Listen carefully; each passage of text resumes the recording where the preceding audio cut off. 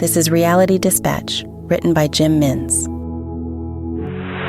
When I put pressure on my left foot, I was 16 again, standing in the New York fields as Janice took the stage, screaming my 5-foot frame off because I was too short to see properly.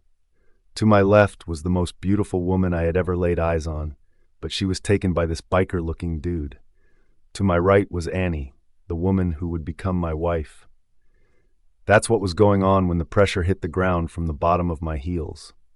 But when my right foot touched the ground, I was somewhere else. The Desert Diamond Arena. I was older. Annie was still next to me, but she was older too. I was wearing a baseball hat. I took it off and read the logo, Make America Great Again. She was wearing a t-shirt that read Trump was right about everything.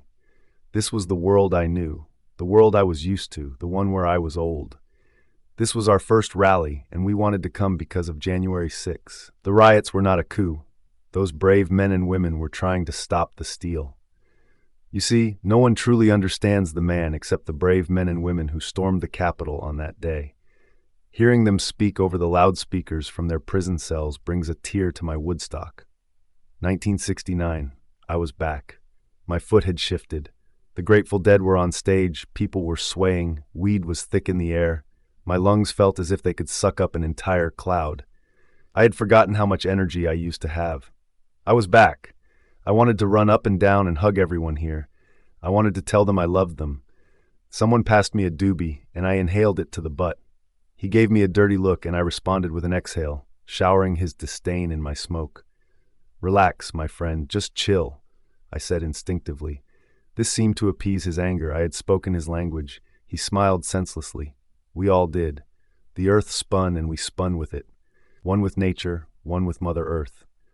I scooped Annie up in my arm and moved in to kiss her. Our first kiss. I had taken her unaware, back in MAGA-land. I had stepped on my right foot again. I composed myself. I let Annie go. She looked confused.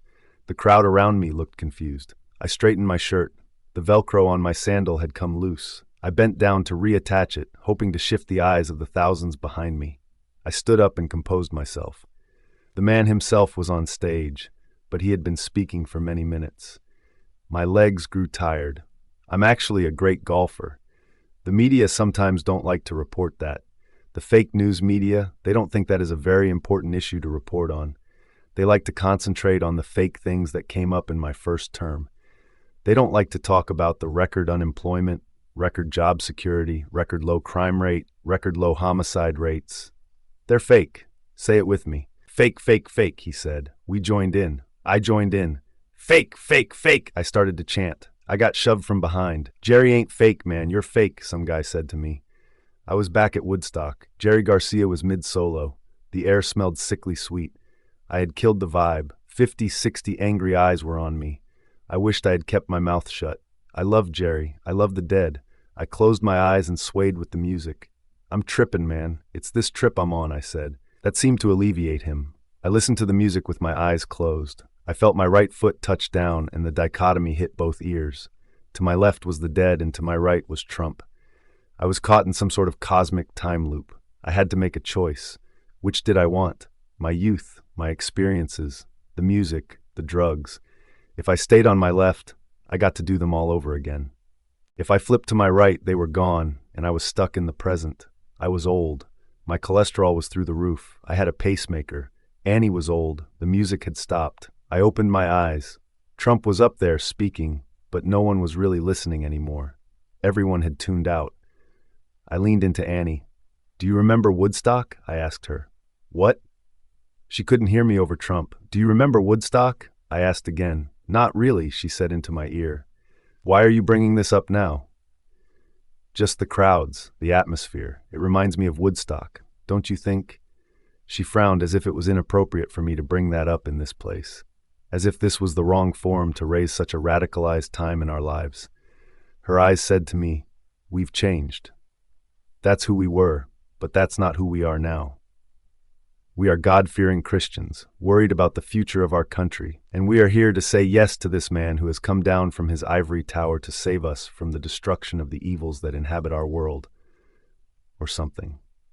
I made the choice, right then and there, not to stay. I placed my left foot down. I closed my eyes and took a deep breath. Give me the revolution. Give me Hendrix. Give me the drugs that filled my senses that weekend. Give me the scolding my father gave me when I got home that Tuesday. I didn't care. Just take me back. But there was no music. I opened my eyes and I was still old. Still 75, standing with my bad knees, high cholesterol, and my 3-year-old pacemaker, in the body of the crowd, half asleep, listening to Donald Trump jabber on about his golf game. I stomped my left foot. There had to be something wrong here. Come back to me. Give me a chance to decide properly, for God's sake. God bless you, and God bless the United States of America, he said as he exited the stage to thunderous applause. I stomped my left foot harder and harder. Herb, what the hell are you doing? Annie scolded. It was no use. I couldn't go back. I wasn't going back. I started to clap because it was what everyone else was doing.